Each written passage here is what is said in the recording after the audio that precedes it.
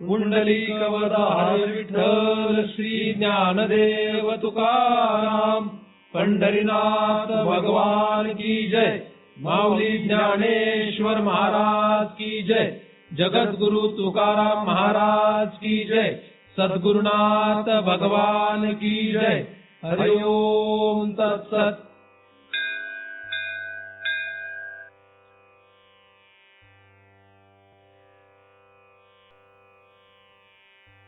ध्यानमूलं गुरुमूर्ति, पूजामूलं गुरुपदम, मंत्रमूलं गुरुर्वाक्यम, मुक्तिमूलं गुरुकृपा. ब्रह्मेवाहम अहम ब्रह्म न चाहम ब्रह्मणा पृथक. नाहम देहो न मे देहा केवलहम सनातन. दृक् दृश्य विवेक या ग्रंथाचा आपण अभ्यास करतो आहोत. या ग्रंथाचा हेतू दृक् आणि दृश्य यामध्ये विवेक करणे असा आहे. या विवेकातून आपल्याला जन्म मरणाचा फेरा संपवणं हे जे फल आहे, ही जी मुक्ती आहे, ही प्राप्त होऊ शकते. यासाठी आपण या ग्रंथाचा अभ्यास करतो आहोत. संसारामध्ये प्रत्येक जीवाची अपेक्षा जी आहे ती निरनिराळी असते. ज्याला जी अपेक्षा असेल त्याने त्याप्रमाणे कृती करणं, त्याप्रमाणे क्रिया करणं हे साहजिकच आहे. परंतु बऱ्याच वेळा आपण आपल्याला अपेक्षित असतं दुसरं आणि करतो तिसरं. त्याच्यामुळे हाताला फल काही लागत नाही. जसं परमार्थ हे बऱ्याच वेळा आपण दुसऱ्याचं पाहून म्हणा किंवा ऐकून म्हणा किंवा काहीतरी कारणाने करत असतो. खरं आपल्याला काही त्या फलाची अपेक्षा नसते. परमार्थामध्ये जे काही फल पाहिजे, हे फल आपल्याला पाहिजे हे पहिल्यांदा लक्षात आलं पाहिजे. जसं ज्ञानमार्गामध्ये आल्यानंतर ज्ञानमार्गाचं फल नक्की काय आहे हे कळून घेतलं पाहिजे. ज्ञानमार्ग हा का अवलंबायचा हे कळलं पाहिजे. कारण मुळात ज्ञानमार्ग आमचा नाही किंवा ज्ञानमार्गात आम्हाला जायचंच नाही असं साधारणपणे काही लोकांना वाटत असतं. मुळात ज्ञानमार्ग का अपेक्षित आहे, ज्ञानमार्ग कशासाठी पाहिजे हे कळलं पाहिजे. ज्ञानमार्गाचा अवलंब करणं हे तेव्हाच शक्य आहे जेव्हा एखाद्या जीवाला या संसाराविषयी काहीतरी विचित्र भाव वाटायला लागेल. हा संसार जो आहे, हा संसार दुस्तर आहे हे लक्षात येईल. तेव्हाच ती व्यक्ती या ज्ञानमार्गाकडे येऊ शकते. ज्ञानमार्गाकडे येण्यासाठी सगळ्यात पहिलं महत्त्वाचं जो अधिकारी लक्षण आहे ते म्हणजे वैराग्य. एखाद्यात जर वैराग्य नसेल तर त्याला या ज्ञानमार्गाचा खरं तर काहीच उपयोग नाही. वैराग्य हे विवेकातून तयार होतं. विवेक असणं हे फार गरजेचं. या ठिकाणी आपण दृक् दृश्य विवेक असा ग्रंथ पाहत आहोत. म्हणून या ग्रंथातून आपल्याला विवेक निर्माण होणं गरजेचं आहे. नव्हे, यातील विवेकानेच आपल्याला पुढे दृक् आणि दृश्य यामध्ये कसा भेद आहे किंवा त्याच्यामध्ये काय अभ्यास आहे हे लक्षात येऊ शकतं. विवेकानेच वैराग्य तयार होतं असं नाही, तर कधी कधी दुःखाने सुद्धा वैराग्य तयार होतं. दुःखाने निर्माण होणारं वैराग्य हे दुःख संपलं की संपतं. तसंच कोणाच्या तरी सांगण्यामुळेही वैराग्य तयार होतं. सांगणारा गेला की त्या सांगण्याचा प्रभाव गेला. दोन्हीपैकी एक हो, म्हणजे सांगणाऱ्याचा प्रभाव गेला तरी वैराग्य संपतं किंवा सांगणाराच गेला तरी वैराग्य संपतं. सांगणारा जावो आपण अथवा आपण त्याच्यापासून दूर जावो, यामुळे वैराग्य संपतं. तर वैराग्य हे सांगणाऱ्याकडून मिळू शकतं, दुःखातून मिळू शकतं किंवा विवेकातूनही तयार होऊ शकतं. विवेक हा आपल्याला कुठल्या प्रसंगातून कसा तयार होईल सांगता येणार नाही. दुःखातूनही विवेक तयार होऊ शकतो, कोणाच्या सांगण्यानेही विवेक तयार होऊ शकतो. म्हणून या तिघांचा परस्पर संबंध आहे. जिथपर्यंत आपल्याला संसारामध्ये कुठल्याही प्रकारचे दुःख नाही तिथपर्यंत खरं तर विवेक तयार होणं अवघड आहे. आणि आपली सगळ्यात महत्त्वाची जी काही आशा आहे, आपण जे काही आस धरून राहिलेलो आहोत, ती म्हणजे संसारामध्ये सुखात मजेत कसं जगता येईल यासाठीच आपण प्रयत्न करतो. आपलं जगणं जे आहे हे मजेत कसं राहील यासाठी आपण जगतोय. सगळी सुखव्यवस्था, ऐशोआराम, कुठल्याही प्रकारचा त्रास नको, अशी जी भूमिका आहे, या भूमिकेमुळेच मुळात आपल्याला दुःख नको आहे. म्हणजे दुःखातून निर्माण होणारं वैराग्यच आपल्याला नको आहे, दुःखातून निर्माण होणारा विवेक नको आहे. आणि असं असल्यामुळे आपण परमार्थामध्ये गती पाहू शकत नाही. कारण तुम्ही जर बराच वेळा नीट विचार केला तर हे लक्षात येईल की आपलं शास्त्र अभ्यास, शास्त्र अध्ययन सुरू आहे, आपण श्रवणही करतो, पण तरी सुद्धा आपली काही म्हणावी तशी गती होत नाही. त्याचं कारण काय? दुसरीकडे आपली जी भूमिका आहे ती काय? जागा झाल्यापासून झोपेपर्यंत कसं सुखात राहता येईल, ऐशारामात मजेत कसं राहता येईल याचा आपण विचार करतो. आणि त्यासाठी गरजेची असणारी साधनं आणि माणसं आपण गोळा करत राहतो. अशांच्या संगतीमध्ये, अशांच्या संबंधामध्ये आपल्याला गोडवा वाटतो की ज्यांच्यामुळे आपल्याला व्यवहारात सुख मिळेल. मग नातेवाईक असो, घरातली माणसं असो, पैसा असो किंवा काही असो, अशांचा संग आपल्याला फार बरा वाटतो. आणि त्या संगतीमुळेच आपलं सुख आपल्याला मिळत असल्यामुळे साहजिकच आपल्याला विवेक तयार होऊ शकत नाही, कारण दुःख तयार होत नाही. म्हणून दुःख झालं तर उलट आनंद मानावा. दुःख झालं तर काय व्हावं? उलट आनंद आहे, कारण दुःखातून विवेक झाला पाहिजे. विवेकातून पुढे वैराग्य, वैराग्यातून पुढे पुढची संपत्ती प्राप्त करून आपल्याला या ज्ञान मार्गाकडे जाता यावं. तर ज्ञान मार्गामध्ये येण्यासाठी सगळ्यात महत्त्वाची गोष्ट काय? विवेक. आणि या ग्रंथामध्ये आपल्याला विवेक अपेक्षित आहे. एकदमच ज्ञान कधी उपयोगाला येणार नाही हे लक्षात घ्या. ज्ञान असणं म्हणजे ज्ञान ऐकणं आणि ज्ञान हे फलीभूत होणं यात फरक आहे. नुसतं एखाद्या ज्ञान ऐकलं म्हणजे तो मुक्त होणार नाही. ज्ञान ऐकणं आणि ज्ञानानंतर मुक्त होणं याच्यामध्ये फरक आहे. ज्ञान प्राप्त करणं हे तसं पाहिलं तर सोपं नाही, आणि प्राप्त झाल्यानंतरही ते फलीभूत होणंही सोपं नाही. कारण बरेच लोकांना ज्ञान आहे की ब्रह्म असं आहे, ब्रह्म तसं आहे, आत्मा असा आहे, आत्मा तसा आहे, जीव असा आहे, मी असा आहे, जगत असं, हे बऱ्यापैकी माहीत आहे. पण याचा अर्थ ते मुक्त होतील असं नाही. त्याचं कारण काय? विरक्ती विना ज्ञानाशी तगणेच नाही. विरक्ती पाहिजे. विरक्ती म्हणजे वैराग्य. संसाराविषयी विरक्ती त्याच वेळेस येते जेव्हा संसार काय आहे हे लक्षात येतो. त्यात धैर्य लागतं. हे काय साधं सोपं काम नाही. संसार कसा आहे कळलं तर त्या संसारामध्ये धैर्य असायला पाहिजे. धैर्य नसेल तरी उपयोग होत नाही. कारण संसार कळला पण धैर्य नाहीये. धैर्य कशाला लागतं? विवेक टिकवायला, वैराग्य टिकवायला धैर्य लागतं. तुका म्हणे आम्ही बळी विरगाढे. आपण जर विरगाढे म्हणजे धैर्यवान असू तरच आपल्याला उपयोग होतो. आणि धैर्य हे सात्विक धैर्य पाहिजे. श्री ज्ञानदेवांनी ज्ञानेश्वरीमध्ये सात्विक धैर्याचं वर्णन केलेलं आहे. तर सात्विक धैर्य जर आपल्याकडे असेल तरच आपल्याला या मार्गामध्ये पुढे गतिमान होता येईल.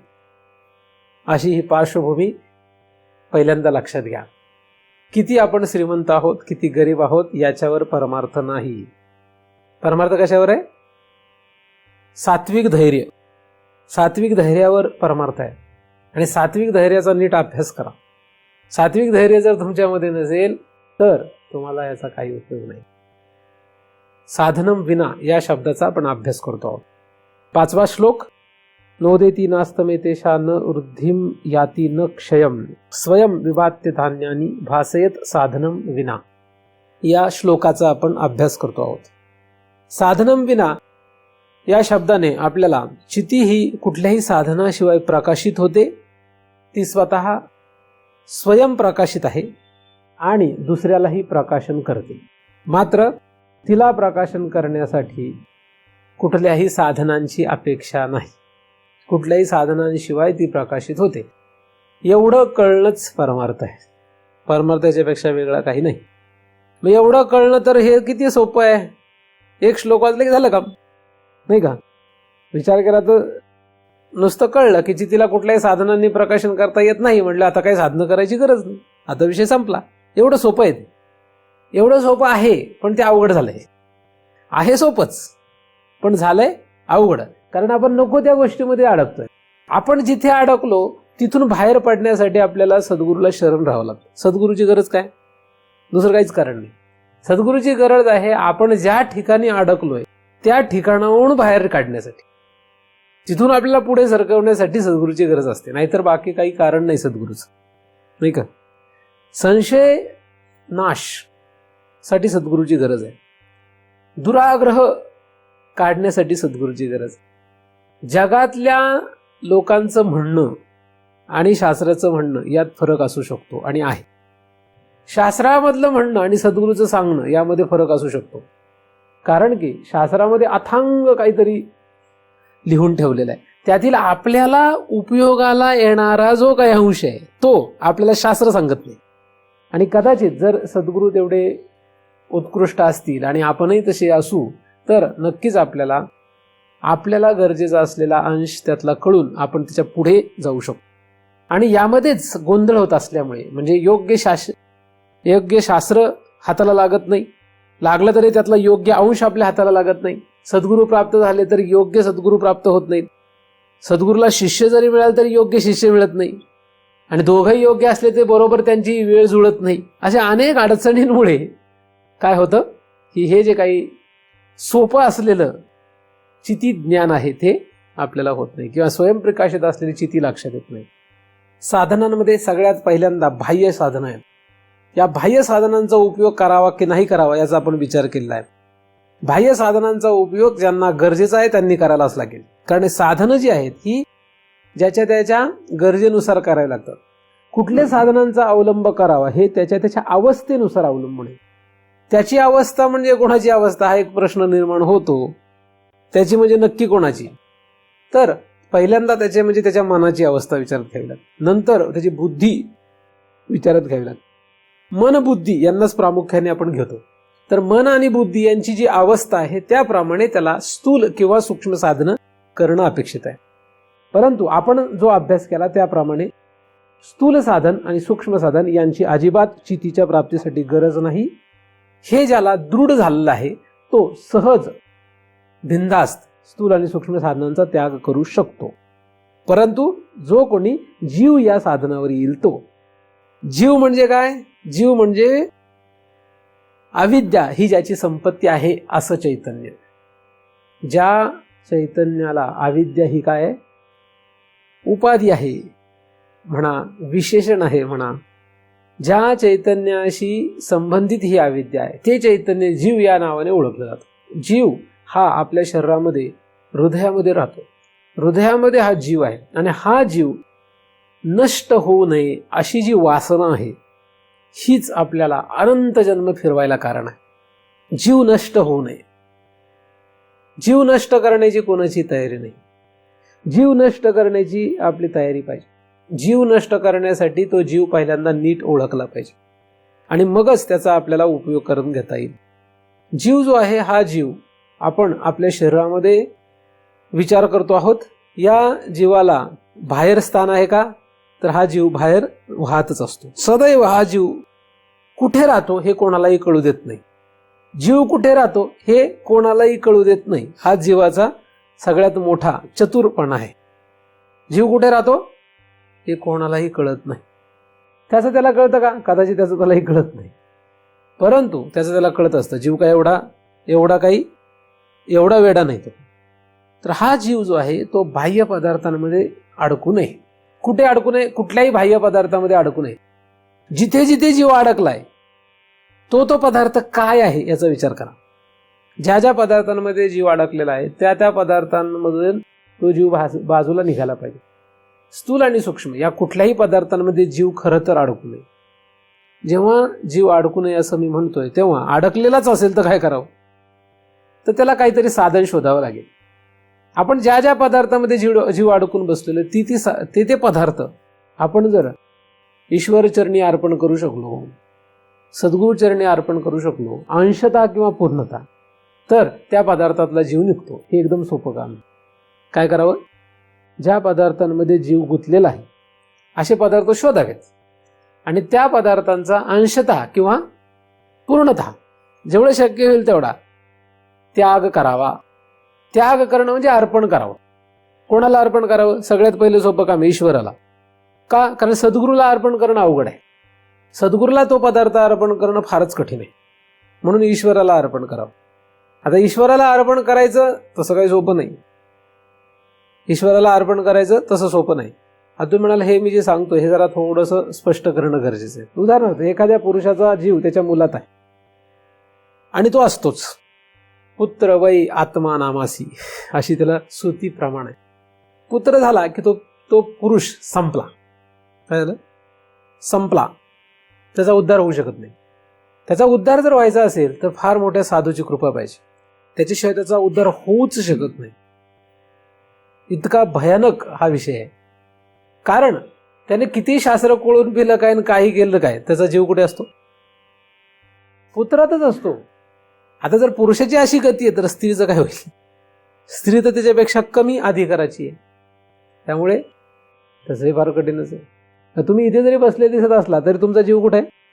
कुठे आहे? पुत्र. पुत्र हे एक पदार्थ सांगतो मी, अशा म्हणजे यादी वाढवायला लावू नका. यादी असेल ते आहेच, त्याचं काही कमी अधिक नाही. पण पुत्र जो आहे, या पुत्रामध्ये जीव असतो आणि त्यातला जीव निघणं फार कठीण आहे. मग आता ह्या पुत्राला काय करावं? अर्पण करून टाकावं. आता पुत्राला अर्पण करणं म्हणजे काय सोपं काम आहे का? नाही का? पुत्राला अर्पण करणं सोपं काम आहे का? पुत्र तुमचा आहे ना, तुम्ही म्हणतायस. पुत्र कोणाचा आहे? माझा आहे. बर, तुझा पुत्र आहे तर अर्पण कर. बरं, कोणाला? कोणाला करायचं नंतर बघू, आधी अर्पण करून दाखव. करता येईल का? कुठे करायचं ते जाऊ द्या, करू आपण. एखाद्या ठिकाणी अर्पण करायचं, गावातल्या देवळात अर्पण करायचं असं ठरलं. आता गावातल्या देवळात जर पुत्राला अर्पण करायचं ठरलं तर तुम्हाला करता येईल का नाही? करता येईल सांगा मला. करता येईल का नाही? पुत्राला गावातल्या देवळात अर्पण करायचं, करता येईल का नाही? काय तुम्ही सांगतच नाही. येईल का नाही? असं घेतलं आणि त्याला अर्पण केलं, असं काय ते काय दगड आहे काय? एखादा आचार पदार्थ नाही येतो, नाही का? त्याला लगेच असं उचलून काही गावाच्या देवळात अर्पण करता येणार नाही. आणि एवढा काही आज्ञाधारक पुत्र जन्माला आलेला नाही, नाही का, की आता आज्ञाच तोडणार नाही पित्याची, असं काही नाही. त्यामुळे त्या पुत्राला अर्पण करता येणार नाही, गावातल्या देवळाला अर्पण करता येणार नाही. आता गावातल्या देवळाला अर्पण करता येणार नाही म्हणजे कुठेच अर्पण करता येणार का? आता हे जर तुम्ही लक्षात घेतलं की कुठेही त्याला अर्पण करताच येत नाही आपल्याला, म्हणजे तुमच्या म्हणण्याप्रमाणे त्याला कुठेही अर्पण करायचं तुम्ही ठरवलं तर त्याला तुम्ही अर्पणच करू शकत नाही. मग तुम्ही त्याला माझा कसं म्हणताय? पदार्थ माझा केव्हा असतो? जेव्हा आपल्या त्या पदार्थावर हक्क गाजवता येतो तेव्हा तो आपला आहे. जर आपल्या त्या पदार्थावर हक्कच नाही तर तो पदार्थ आपला कसा? काय आपला हक्क नाहीये काय त्याच्यावर? पण आपण काय समजतो? माझा आहे. माझा आहे तर अर्पण करून दाखवा. मग करता येत नाही, मग माझा नाहीये, नाही का? आहे का नाहीये? नाहीये. पुत्र काय आणि पुत्री काय दोन्ही सारखंच असतं. अर्पण करता येईल का? गावाच्या देवळामध्ये देऊ शकत नाही पुत्राला. बघा त्याचं हे जरा अवघड आहे, तर सोपं करू. अजून दुसरी प्रक्रिया करू, दुसरं प्रक्रिया करून बघू देता येतोय का? हे जीवाशी संबंधीच आहे. हे जीव साधन वापरतोय आपण, जीव या साधनाचा उपयोग करतोय आपण चित्तीकडे जायला. त्याच्यासाठी हा विषय सांगतोय. दुसऱ्या पद्धतीने अर्पण करू. आता ईश्वराला अर्पण करायचं ठरलं. पुत्र जो आहे आपण तो ईश्वराला अर्पण करून टाकू. पुत्राला म्हणायचं की तुला मी ईश्वराला अर्पण करतोय, जमेल का? तो म्हणेल कुठे ईश्वर? मग दाखवू शकत नाही, म्हणजे ईश्वराला अर्पण करता येत नाही, नाही का? म्हणजे पुत्राला जरी ईश्वराला अर्पण करायचं ठरलं तर ईश्वर नावाचा जो काही पदार्थ असेल त्याला आपल्याला शोधता येणार नाही, तो पदार्थ माहीत नाही, म्हणून ईश्वराला अर्पण करता येणार नाही. पण तरी सुद्धा आपण असं धरूया की ईश्वर या सृष्टीचं सगळं कारभार चालवतो. ईश्वर कोण आहे? नियंता आहे. ईश्वराच्या हातात सगळं काही आहे, चांगलं काय वाईट काय. प्राण्याच्या कर्मानुसार चांगलं वाईट घडवणं हे कोणाच्या हातात आहे? ईश्वराच्या हातात आहे. मग आता तुमचा जो पुत्र आहे त्याचं चांगलं वाईट घडवणं कोणाच्या हातात आहे? ईश्वराच्या हातात आहे. असं समजून आपण त्या पुत्राविषयीचा अजिबात मोह धरू नये. काय करावं? त्या पुत्राचं काय व्हायचं ते हो. तो आपण कोणाला अर्पण केलाय? मनोभावे. आता स्थूल रूपाने करता येणं शक्य नाही म्हणून काय केलं? मनोभावे त्याला आपण अर्पण केलं. कोणाला? ईश्वराला अर्पण केलं. आता ईश्वराला अर्पण केल्यानंतर त्याचं चांगलं होईल का वाईट होईल हे कोणावर अवलंबून आहे? आपण अर्पण करून टाकलं, आपला काही विषय आहे का? आता चांगलं हो किंवा वाईट हो. मग त्याच्या चांगल्यामध्ये किंवा वाईटमध्ये आपल्याला काय वाटावं? त्याचं वाईट झालं तर, चांगलं झालं तर काय वाटावं आपल्याला? काहीच वाटू नये. काहीच जर वाटलं नाही तर आपला जीव त्याच्यात नाही. आणि थोडं जरी वाटलं तर ते जीव आहे तिथे. थोडं जरी वाटलं तरी आपण अर्पण करू शकलो नाही ईश्वराला. मुळात त्याच्या कर्मानुसार त्याची गती होत असते. त्याला कारण ईश्वर होईल, निमित्त कारण. तो त्याला स्वतःचं कर्म त्याला उपादान कारण आहे. आपण विनाकारणच अडकलोय. पुत्राची काय जगातल्या कुठल्याही पदार्थाची गती ही त्याच्या त्याच्या पूर्वकर्मानुसार होत असते. ईश्वर जास्तीत जास्त निमित्त कारण धरू शकतो आपण त्याला. आपण विनाकारणच गुंततो, आपला जीव विनाकारणच गुंततो त्याच्यामध्ये. ह्याला काही शहाणपण म्हणतात काय? पण तरी आपण ते शहाणपण केलंय, म्हणजे गुंतून ठेवलाय जीव तिथे. तर आता काय करावं लागेल? आता त्याला अर्पण करायचा. जगातला कुठलाही पदार्थ अर्पण करायचा ईश्वराला. कारण सद्गुरूला अर्पण करू शकत नाही, देवळात अर्पण करू शकत नाही, स्थूल रूपाने तर करू शकत नाही. म्हणून सूक्ष्म रूपाने मनोभावे त्याला अर्पण करून टाकावं. असं केलं म्हणजे काय होतं? सोपं काम होतं. कुठलाही पदार्थ आपण जर त्या पदार्थामध्ये गुंतून असू तर आपल्याला त्या पदार्थातून बाहेर निघण्यासाठी त्या पदार्थाला अर्पण करणे, अर्पण बुद्धी ही जास्त फायद्याची असते. फार सोपी आणि एकदम सहज आहे. ती आपल्याला पहिल्यांदा ईश्वराला अर्पण करता येते, किंवा दुसरी म्हणजे सद्गुरूला अर्पण करतो. सद्गुरूला जर आपण कुठलाही पदार्थ, उदाहरणार्थ पुत्र सद्गुरूला अर्पण करायचं ठरवला तर तो पुत्र काय अर्पण करता येणार नाही. जो जो पदार्थ आपण अर्पण करू शकत नाही तो आपला नाही हे समजून घ्या. आपला नाही म्हणजे याचा अर्थ म्हणजे माझा नाही, याचा अर्थ आपण त्याच्यापासून, मोहापासून दूर व्हावं, त्याच्या मोहात अडकून राहू नये. अशा सगळ्या पदार्थांचा विचार जर जीव करत जाईल तर जीवाला फक्त स्वतःचा जीव लक्षात येईल. जीवाला जीवच लक्षात येईल, बाकीचं काही लक्षात येणार नाही. आपल्याला आपला जीव लक्षात न यायला कारण म्हणजे आपण अनेक अनंत पदार्थांमध्ये गुंतून पडलो, हेच कारण आपल्याला जीव लक्षात न येण्याला. जीव जर लक्षात यायचा असेल तर मागच्या वेळेस विचार केल्याप्रमाणे काय काय लागतं? दुःख. ठीक आहे. दुःख झालं की आपल्याला जीव लक्षात येतो. अनेक वेळा दुःख तयार होतं, अनेक वेळा आपल्याला अडचणी तयार होतात, आणि अनेक वेळा जीव कळतो पण पुन्हा लोपतो. असं बरेच वेळा होत राहतं. पण खरा जीव काही लक्षात येत नाही. असा काहीतरी फटका पाहिजे की जीव खराच लक्षात आला पाहिजे. पण जास्त जोरात फटका बसला की जीवच जातो. ही त्यातली भीती आहे, नाही का? भीती काय आहे? पण आता जीव जाणारच असेल त्याला कोण अडवणार? तोही दुसरा भाग आहे. परमार्थ म्हणजे काय? परमार्थ म्हणजे नुसते फटकेच आहेत. परमार्थ म्हणजे काय? वेदांतामध्ये नुसते शॉक आहेत, फटके आहेत फक्त. खरा वेदांत म्हणजे काय? आनंदाची गोष्ट नाहीये. आनंद डायरेक्ट शेवटीच आहे. तिथपर्यंत मध्ये नुसते काय? नुसते फटके आहेत मध्ये. इथपासून तिथपर्यंत फार मोठे अनेक फटके आहेत. आता फटके खाऊन निर्लज्ज होऊन संसारात राहू नये. फटके खाऊन सुखरूप व्हावं म्हणजे भगवत रूप व्हावं, ह्याला किंमत आहे. नाही तर नुसते फटके खातून खालीच राहिला तर उपयोग नाही. तर जसं जीवाला खरा विषय कळायला लागेल त्याप्रमाणे जीव अजून स्वतःला ओळखू लागेल. खरा विषय कळला की जीव लक्षात येतो. उदाहरणार्थ एखाद्या पुरुषाने त्याच्या बायकोवर खूप प्रेम केलं आणि अचानकपणे बायकोने त्याला फार मोठा दागा दिला. मग त्याची सगळी संपत्ती लुबाडून घेतली म्हणा, काहीतरी कारणाने त्याला लुबाड. तर ते काय होतं? त्याचा जीव एकदमच वर येतो. एकदम त्याचा जीव काय होतो? एकदमच वर येऊन जातो. म्हणजे त्याने काय केलं? तो जो पदार्थ होता, तो पदार्थ जो आहे म्हणजे त्याची बायको जी आहे, ही काही चांगली वाईट अशी म्हणता येणार नाही. तिची जी काही कर्माची गती त्याप्रमाणे ती वागली. आता ह्याला फक्त ओळख झाली. काही वेगळं काही झालंय का? जे होणार होतं तेच झालेलं आहे. एखाद्या माणसाचा जीव त्याच्या भावामध्ये असतो फार. आता अचानकपणे त्याचा भाव ऍक्सिडेंटमध्ये मरतो. आता त्या भावावर खूप जीव असल्यामुळे काय होतं? याचं सगळ्या संसारातला लक्षच जातं. त्याचा जीव आता संसारामध्ये रसच ठेवत नाही. का? असं काही विशेष काही झालंय का? काही नाही. त्याची गती आहे त्याप्रमाणे तो ऍक्सिडेंटमध्ये वारला. याचा जीव मात्र कळायला लागतो. पण काय होतं? बाकीचे लोक सांत्वन करतात आणि पुन्हा जीव संसाराला लागतो. पुन्हा जीव सांत्वन करणाऱ्याची आपल्याकडे जास्त संख्या आहे. पण अति सांत्वन जास्त नाही केलं म्हणजे जास्त सांत्वन केलं तरी आणि कमी सांत्वन केलं तरी अडचण आहे. सांत्वनच नाही केलं तर तो जीवच खलास होऊ शकतो, तो जीवच जातो. आणि जास्त सांत्वन केलं तर पुन्हा संसारात लागतो. आणि आपल्याकडे जास्तीत जास्त सांत्वन केलं जातं. त्याच्यामुळे होतं काय की आपोआप जीव पुन्हा संसारामध्ये गतिमान राहतो. कमीत कमी संसर्ग पाहिजे, कमीत कमी लोकांचा संबंध, जर आपण केला तर आपोआपच जीव आपल्याला कळायला लागतो.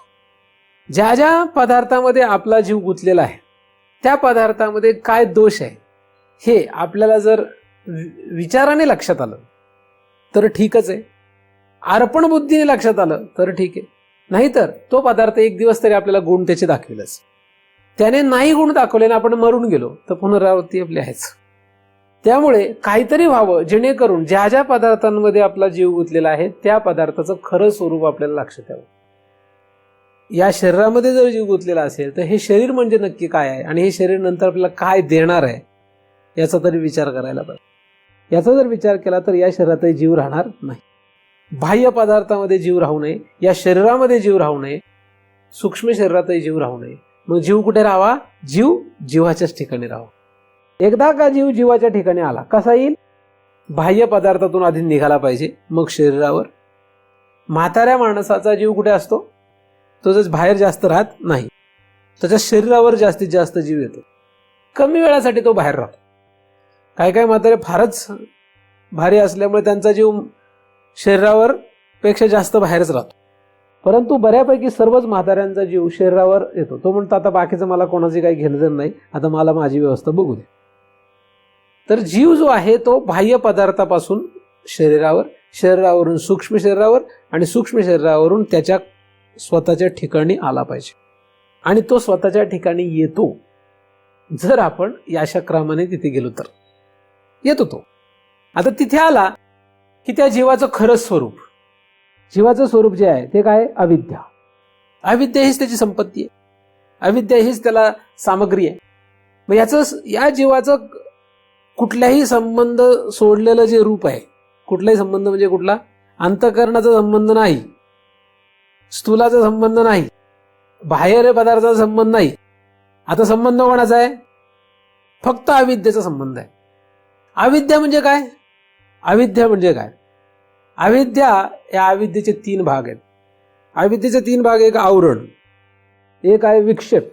बस 2च खरे आवरण आहेत. पुढचा जो मल आवरण आहे तो काही त्या विक्षेपातच धरता येतो. म्हणजे काही ठिकाणी आवरण, विक्षेप आणि मल असे 3 भाग धरतात. परंतु खरं पाहिलं तर हा मल जो आहे तो त्याच्यामध्ये एकत्रितच आहे. या ग्रंथामध्येच पुढे आपल्याला त्या आवरण अंशाचा आणि विक्षेप अंशाचा विचार करायचा आहे. पुढे येणार आहे तो विषय. आता आवरण जो आहे हा आवरण ह्या अविद्येचा खरा अंश आहे. आवरण म्हणजे झाकून टाकणे. काय झाकून टाकणे? काय झाकून टाकणे? झाकून टाकणे हा त्याचा गुणधर्म आहे. अविद्या म्हणजे झाकून टाकणे. आवरण अंशाचं काम काय? झाकून टाकणे. काय झाकून टाकतंय? स्वतःलाच झाकून टाकणे. आता स्वतःलाच जर झाकून टाकत असेल, एखादा मनुष्य एखाद्या उजेडामध्ये उभा आहे, म्हणजे सूर्याच्या उजेडामध्ये असो किंवा दिव्याच्या उजेडामध्ये उभा आहे. आता हा जेव्हा मनुष्य तिथे उभा आहे आणि तो जर म्हणाला की मी अंधारात उभा आहे आणि त्याच्या शेजारी सगळे आंधळे आहेत, तर ते सगळे काय म्हणतील? बरोबर आहे, आम्ही पण कुठे उभे आहोत? अंधारातच उभे आहोत. आता तो मनुष्य खरं तर उभा कुठे आहे? उजेडात. पण त्याला काय वाटतंय? त्याला काय वाटतं? तो काय समजतोय? मी अंधारात उभा आहे. आता अंधारात उभा आहे म्हणजे बाकीचे आंधळेच आहेत आणि हा पण डोळे असून आंधळा आहे. तो समजतोय फक्त मी आंधळा आहे आणि तो आंधळ्यासारखं वर्तणूक करू लागला. आंधळ्यासारखं म्हणजे दिसत असूनही दिसत नाही असं वागू लागला, जिकडे तिकडे दिसत नाही असं वागू लागला. तर कदाचित काय होईल? एक दिवस त्याचं खरंच डोळे जातील, त्याचे खरेच डोळे जातील. तुम्हाला असं कसं होऊ शकतं? होऊ शकतं. असं कसं होऊ शकतं? उदाहरणार्थ, लहान मुलाने, एखादं लहान मुल आहे आणि त्याने ठरवलं की मला चालताच येत नाही मला, आणि त्याच्या आईबापाने पण सांगितलं तुला चालता येणार नाही, तर काय होईल? कालांतराने त्याला चालताच येणार नाही. आपण त्याला लहानपणापासून शिकवतो तुला चालता येतंय, हां चाल बरं. मग त्याला बोटाला धरतो, प्रयत्न करतो, भिंतीला धरून, गाडीला धरून, कसं तरी करून तो चालतो. मग त्याला चालता येतंय हे त्याला पहिल्यांदा सांगावं लागतं. तुला चालता येणार आहे, नाही तर तो काय होईल? तो चालणार नाही. तो चालता येत नाही का? त्याला चालता येतं पण तो चालू शकणार नाही. उदाहरणार्थ दुसरी गोष्ट असते. आता हे उदाहरणापेक्षा तुम्हाला दुसरा एक उदाहरण सांगतो. पाण्यामध्ये पडल्यानंतर तुला पोहता येणार नाही असं जर एखाद्याला म्हटलं तर तो कधीच पोहू शकणार नाही. कुत्र्याचं पिल्लू पाण्यात जर पडलं, जन्माला आलेलं 1 महिन्याचं, तरी सुद्धा ते पाण्यात बुडत नाही. पण माणसाचा पोरग 18 वर्षाचं जरी पाण्यात फेकलं तरी बुडून मरतं. कशामुळे? काय फरक आहे दोघांमध्ये? काय फरक? काहीच फरक नाही. बरं, जो माणूस पोहायला शिकलेला असतो त्याच्यामध्ये आणि न शिकलेल्या माणसामध्ये काय फरक आहे? काहीच फरक नाहीये. पोहणं म्हणजे फक्त एक विशिष्ट प्रकारे हातपाय हलवणे, आपोआपच तरतो तो. कुत्र्याला हे उपसतच कळतं, माणसाला कळत नाही. माणूस जेव्हा पोहायला शिकतो तेव्हा त्याला काहीतरी वेगळं काहीतरी अंगात होतं तयार, असं नाही. एखाद्या माणसाला अजिबात पोहता येत नाही, पण तो जर विशिष्ट प्रकारे पाण्यात हातपाय हलवेल तो बुडणार नाही. त्याची समज आहे फक्त ती, काय की मी, म्हणजे बरेचसे लोक पाण्यात बुडून कसे मरतात? मला पोहता येत नाही असं समजून बुडतात. पाण्यात पडल्यानंतर त्याने जर हातपाय हलवायला लागले की तो बुडणारच नाही, काही विशेष नसतं. मग त्याने असे हलू द्या, कसे हातपाय हलू द्या, तो तरणार. किती वेळ तरेल तो? जिथपर्यंत त्याला तो कॉन्फिडन्स आहे. एकदा का त्याचा कॉन्फिडन्स गेला की तो बुडून मारणार. मग किती पट्टीचा पोहणारा असला आणि तो जर म्हटला आता मला नाही हातपाय हलवता येणार, तो बुडून मारणार. म्हणजे ती फक्त काय समज आहे त्याची. तो समजतोय मला पोहता येणार नाही आणि म्हणून तो पोहता येत असून सुद्धा बुडून मरतो. त्याचप्रमाणे मला दिसत नाही असं समजून त्याला खरंच दिसत नाही असं होऊ शकतं. शाळेमध्ये सुद्धा एखाद्या मुलाने ठरवलं मला अभ्यास जमत नाही, तर त्याला अभ्यास जमणारच नाही. म्हणून त्याला पहिल्यांदा सांगावं लागतं, अरे लक्षात घे, तुला अभ्यास जमणार आहे, मी हे करू शकतो, असं त्याला शिकवावं लागतं. शकतो म्हणजे शकतोच असं शिकवावंच लागतं त्याला. पहिल्यांदा त्याला काय शिकवावं लागतं? तुला हे शक्य आहे, तुला हे शक्य आहे. तो जर तू म्हणला मला नाही शक्य, तर मग त्याला कोणीही शिकू शकत नाही. म्हणजे त्याच्या मानण्यावर येते. तसं ही अविद्या जी आहे, ही अविद्या सुद्धा अशी मानण्याने तयार झालेली आहे. आपण फक्त काय केलंय, मी कोण आहे मला माहित नाहीये. सुरुवातीला आपण गमतीने म्हटलो, केव्हा म्हटलो असेल. म्हणजे जसं अंधारातला उजेडातला मनुष्य म्हणू लागला की मला दिसत नाही, मी अंधारात आहे, आणि अंधारातला मनुष्य म्हणू लागला मला सगळं दिसतंय, तर त्याला दिसेल का? उजेडातल्या मनुष्याला दिसणार नाही का? याला दिसेलच आणि याला दिसणारच नाही. पण विरुद्ध भाव जर त्यांनी घेतला तर कालांतराने तो तसा भाव, एखादा मनुष्य भित्रा नसतो पण त्याच्या मनामध्ये भीती बसलेली असते की साप चावला की माणूस मरतो. म्हणून माणसं जी आहेत, जेवढ्या लोकांना साप चावलंय त्यातले 90% माणसं भीतीने मेलेत, 10%नाच विषाने मेले असतील. कारण कमी साप विषारी असतात. 10%च माणसं विषाने मेलेली असतील आतापर्यंत. जेवढे मेले ते कसे मेलेत? भीतीनेच मेलेत. कारण साप म्हटलं की आपल्याला काय लक्षात येतं? आता मरणार. समज आहे ती फक्त. तसंच अविद्या नावाची एक समज आहे, फक्त कल्पना आहे. काय समज आहे ती? कल्पना आहे ती. काय कल्पना आहे? मलाच ओळखत नाही, मला मी कोण आहे माहित नाहीये. आता तुम्हाला ही अविद्या आहे का तुम्हाला मी स्त्री आहे, मी पुरुष आहे, ही अविद्या आहे? तुम्ही लगेच असं समजू नका की आम्हाला ती अविद्या बरोबर, हा महाराज आता आपण अविद्या आलो बरं का, असं नाही. तुम्ही जर स्वतःला स्त्री समजत असाल, पुरुष समजत असाल, तर तुम्हाला ही अविद्याच आहे. पण ही कुठली अविद्या आहे? ही तूळ अविद्या आहे. तूळ अविद्येचा संबंध ज्याने पूर्णता सोडलेला आहे त्याच्यासाठी हा विषय सुरू आहे. तूळ अविद्येची उत्पत्ती मूळ अविद्येतून होते. म्हणजे एकदा डोळ्यावर झापडं बांधली की सगळं समोरचं काय होतं?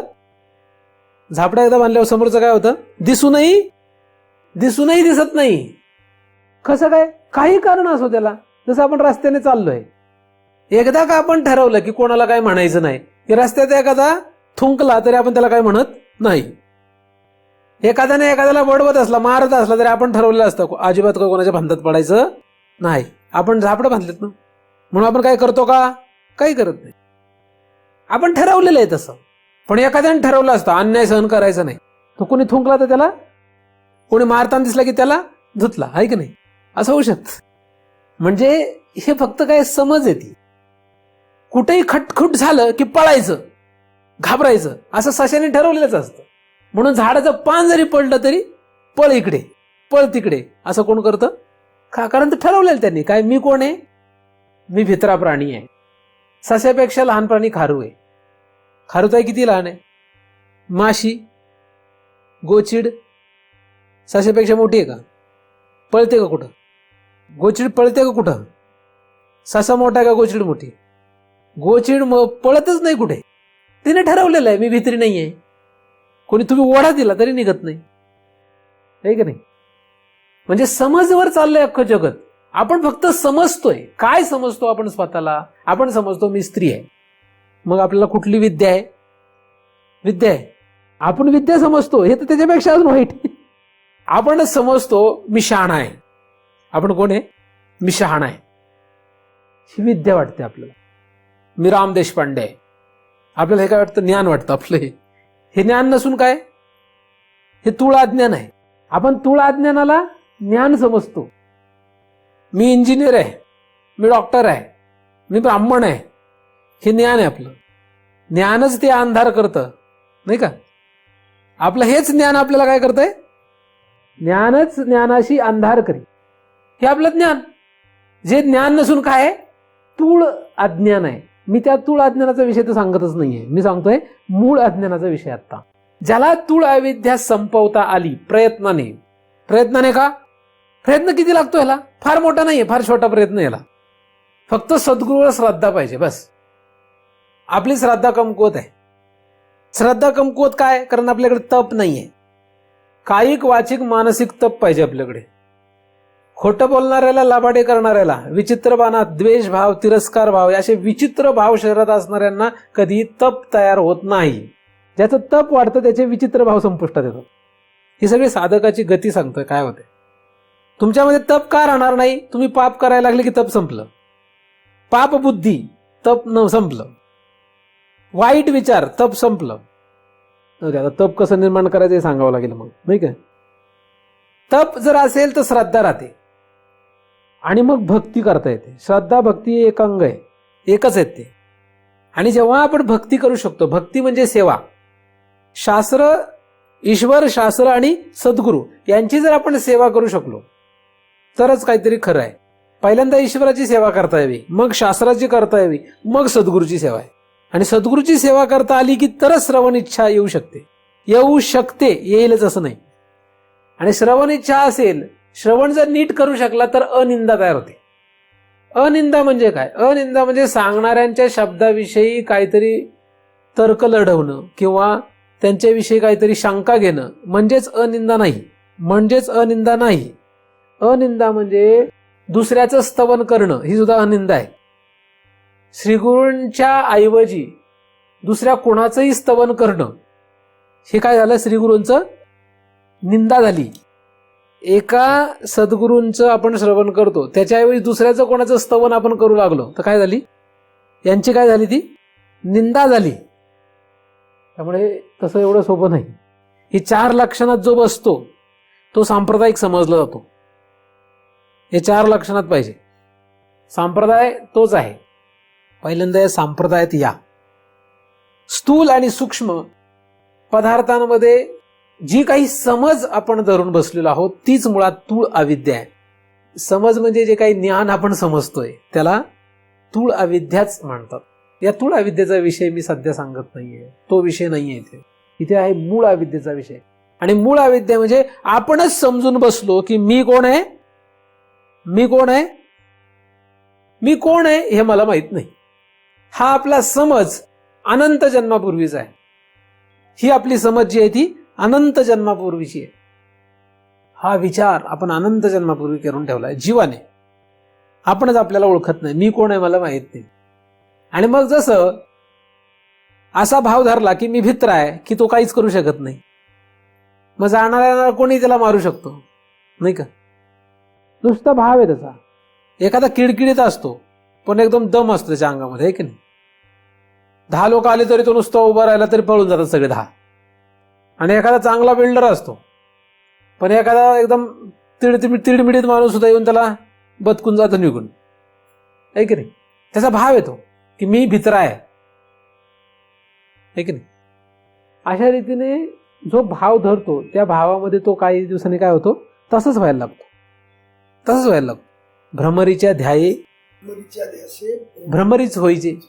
तुम्ही जसं ध्यास धरलाय तसे तुम्ही झाले.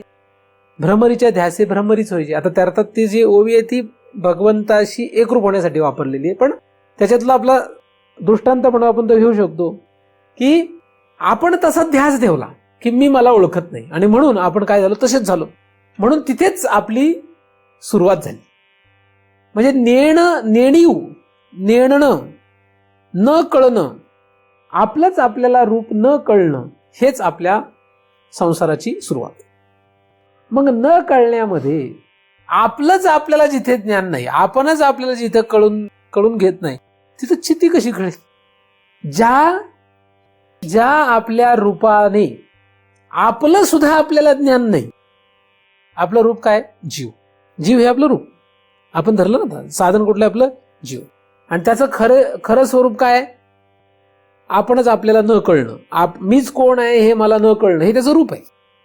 मग जिथे स्वतःचीच स्वतःला ओळख नाही, तिथे दुसऱ्याची ओळख त्याला कशी होईल का? तो दुसऱ्या तरी पदार्थाला कसा जाणू शकेल? जो स्वतःलाच ओळखत नाही तो दुसऱ्याला ओळखू शकत नाही. म्हणून चितीला त्याने ओळखण्याचा प्रश्नच येत नाही. मग तरी सुद्धा हा जीव बऱ्याच संसारातल्या पदार्थांना ओळखतो. ते कसं? असा प्रश्न येऊ शकतो. संसारातल्या अनेक पदार्थांना हा जीव ओळखतो, ते कसं काय? उदाहरणार्थ एखादा अंधारातला मनुष्य, सगळे आंधळेच आहे, आणि हा मनुष्य अंधारात आहे किंवा उजेडात आहे, कुठेही धरा, सगळेच आंधळे. आता या मनुष्याच्या हाताला एखादा पदार्थ लागला आणि तो म्हटला की हा खांब आहे, तर बाकीचे काय म्हणणार? बाकीचे म्हणणार का हा खांब नाहीये. जेवढे त्याला मानत असतील ते सगळे काय म्हणणार? खांबच आहे. जे मानत नाही ते काय म्हणणार? असं कसं खांब असेल, दाखव. त्याने त्याला हाताला पकडून त्यांना आणलं आणि त्यांना हात लावून दाखवलं, तर त्यांना बरोबर ते खांबासारखंच वाटलं, म्हणून ते बाकीचे सुद्धा काय म्हणतील? हो, खरंच काय खांबच आहे. जे मानतात ते सहजच डायरेक्ट म्हणून देतील, सहजच काय म्हणतील? हा खांबच आहे. जे त्याला मानत नाहीत ते म्हणतील तू आम्हाला दाखव आधी. मग त्याला दाखवल्यानंतर, हात लावून पाहिल्यानंतर ते म्हणतील हा खांबच आहे. आणि काही म्हणतील जाऊ दे, त्याच्या कुठे नादा लागतो, तो खांब असेल नाही तर काय असेल, आपल्या काय घेणं ते नाही, त्याचं तो बघू दे. म्हणजे एकच पदार्थ एखाद्याने, सगळेच आंधळे असल्यामुळे त्याने काहीतरी त्याला म्हटलं की बाकीचे श्राद्धवान म्हणतात की असेल, हो तोच खांब आहे. ज्यांना श्राद्ध नाही ते त्याच्याकडून प्रूव्ह करून घेतील, सिद्ध करून घेतील तो खांबच आहे. आणि काही लोक म्हणतील काय घेणं नाही आपल्याला. अगदी असंच आहे संसारामध्ये. बरेच पदार्थ आहेत. मग एखादा मनुष्य काय करतो? सगळेच आंधळे आहेत ना, संसार म्हणजे कसं आहे, सगळेच आंधळे. मग एखादा पदार्थ दिसतो, मग तो मनुष्य म्हणतो हा बघा मला काय सापडलंय? मला सापडलाय हा नेपच्यून. काय? नेपच्यून. तर बाकीचे जेवढे श्रद्धावान असतात म्हणतात हो ह्याला नेपच्यून सापडला नाही का. काही दिवसापूर्वी केपलर 22b सापडला. कुठला सापडला? Kepler 22b. जेवढे माझ्यासारखे लोक तेवढे काय म्हणले, अरे हो नासाला केपलर 22b सापडला. काय लोक म्हणले आम्ही असं कसं ऐकू? मग त्याला ते नासाने फोटो वगैरे सगळं कॅल्क्युलेशन करून, युक्ती करून त्यांना सांगितलं बघ केपलर 22b. मग सगळ्यांनी ऐकलं. आणि काही खेड्यात राहणाऱ्या माणसांना केपलर 22b काही घेणं देणं पण नाही. जेवढे काही पदार्थ आहेत हे सगळे पदार्थ एकाने मांडायचे, दुसऱ्याने त्याला हो म्हणायचं, तिसऱ्याने त्याला युक्तीनंतर हो म्हणायचं, चौथ्याने त्याला पाहायचंही नाही, घेणं देणं नाही त्याच्याशी. हा एक मुलगा होता. त्याने एक मुलगी वडिलांच्या आईच्या संबंधाने, नातेवाईकाच्या संबंधाने पाहिली. पत्रिका छापली, सगळा शुभ मुहूर्त वगैरे ठरला. ब्राह्मणांच्या समोर सगळ्यांना सांगितलं हे कोण आहे? माझी बायको आहे. आता हा म्हटला, बाकीच्यांनी ज्यांनी पाहिलं ते सगळे काय म्हटले? हो ही कोण आहे? तो म्हटला ही माझी बायको आहे. बाकीच्यांनी त्याला संमती दिली. मग ती कोण झाली? त्याची बायको. आता हे दोघं जर एखाद्या अनोळखी ठिकाणी गेले आणि दोघं उभे आहेत, आता सगळे लोक म्हणतील काय ह्याची ही बायको आहे? त्यांना काय माहिती नाही. कुठला तरी एक पदार्थ घ्यायचा, त्याला काहीतरी नाव द्यायचं, त्याला काहीतरी नातं द्यायचं, नाव नातं, आणि त्याच्याशी व्यवहार करायचा. असं जगत आहे. आणि सगळे कसे आहेत? ही बायको का? पत्रिका आहे माझ्याकडे, मॅरेज सर्टिफिकेट आहे, दुसरं काय प्रूफ आपल्याकडे? मी मांडलंय, यांनी मांडलंय, जगाला माहित आहे.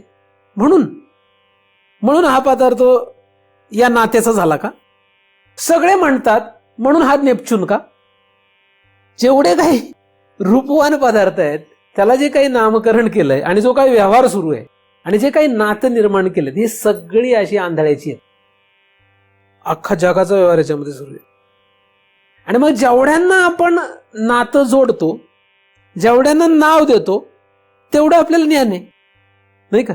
मग त्या आंधळ्या माणसाला तो खांब कळतो, तेवढा खांब कळतो, पण दुसरीकडे पडलेला एखादा पदार्थ कळेलच याची काही शाश्वती नाही.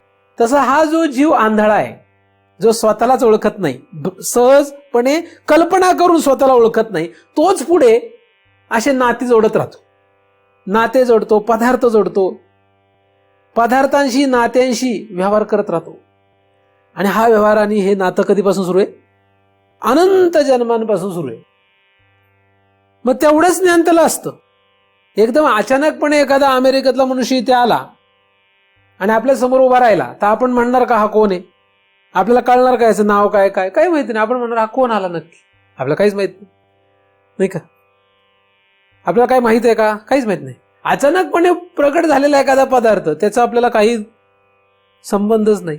मग त्याने जर सांगितलं हा माझं नाव असं असं आहे, मी या देशातला या ठिकाणचा माणूस आहे, मग आपल्याला तेवढं त्याचं नातं वाटलं, तेवढी त्याची ओळख वाढली. अशा रीतीने काही पदार्थांची ओळख वाढत जाते, काही पदार्थाच्या, आणि हे सगळे गतिमान आहेत. हे सगळे पदार्थ कसे आहेत? सगळे गतिमान आहेत.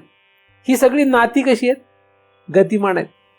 त्याच्यामध्ये हा जीव अजून त्या ज्ञानाशी, म्हणजे गतिमान असलेल्या, बदलत राहणाऱ्या, परिवर्तनशील असलेल्या या सर्व नाते आणि पदार्थांशी खिळून राहतो. त्यांचं ज्ञान कमावण्यामध्ये, त्यांचं ज्ञान टिकून ठेवण्यामध्ये त्याला बरं वाटतं. त्याचं ज्ञान लक्षात ठेवण्यामध्ये त्याला बरं वाटतं. त्यांचं ज्ञान जाऊ नये असं वाटतं. जन्माला आलेल्या मुलाला बाकीचे लोक फटपट पटपट पट हे बीज आधीच पेरायला सुरुवात करतात. ही तुझी आई आहे, हा तुझा बाप आहे, हे तुझे भाऊ बहीण आहेत, हे तुझे काका मामा आहेत, ही तुझी संपत्ती आहे. तो शिकत जातो. ते तेवढं ज्ञान. नुसता मेंदूवर जरी परिणाम झाला तर तो सगळं विसरतो. नुसता मेंदूवर जरी परिणाम झाला तरी सुद्धा त्याला हे सगळं काही लक्षात राहत नाही. मग जीवावर जर परिणाम झाला तर लक्षात राहील का? तो ओळखून विसरून जातो. तो कोण आहेत, कोण आहेत, कोण माहित नाही त्याला. आपलं चक्र का सुरू आहे? आपल्याला जे ज्ञान आहे ते काय आहे? आपल्याला काय ज्ञान आहे? आपली सृष्टी जी आहे, आपण जिथे जगतो, हे ह्या पूर्ण ब्रह्मांडामध्ये बिंदू मात्र पण नाहीये. सुईच्या टोकाचा 1000वा हिस्सा जरी घेतला तेवढं सुद्धा आपलं हे आकाशगंगा नाहीये. पूर्ण जर ह्या सृष्टीचा विचार केला, ही सृष्टी इतकी मोठी आहे, विज्ञानाला जी कळली ती सांगतो मी, इतकी मोठी आहे की आपली सोलर सिस्टम म्हणजे सूर्यमाला ही बिंदू मात्र पण नाही. आणि एवढ्याच ज्ञानाला आपण खरं समजतोय. म्हणजे आपल्याला हे माहीतच नाही की केपलर 22b पुढे कुठला ग्रह आहे का? आपल्या आकाशगंगेच्या बाहेर किती आकाशगंगा आहेत?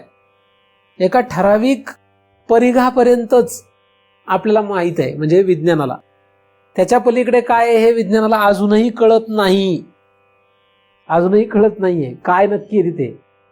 यातून सांगायचं काय आहे की काही पदार्थ कळतात, काही कळत नाही. कळणाऱ्या पदार्थांना आपण आपल्या पद्धतीने नावं देतो, आपल्या पद्धतीने नातं जोडतो. ह्याचं माझं शत्रुत्व आहे. कोण जोडतोय? आपण ठरवतो हा माझा शत्रू आहे. का? कारण असतात ना, काही कारण आपण कारण निर्माण करतो. ह्याचं माझं वाईट आहे बरं का, तो माझा चांगला मित्र आहे.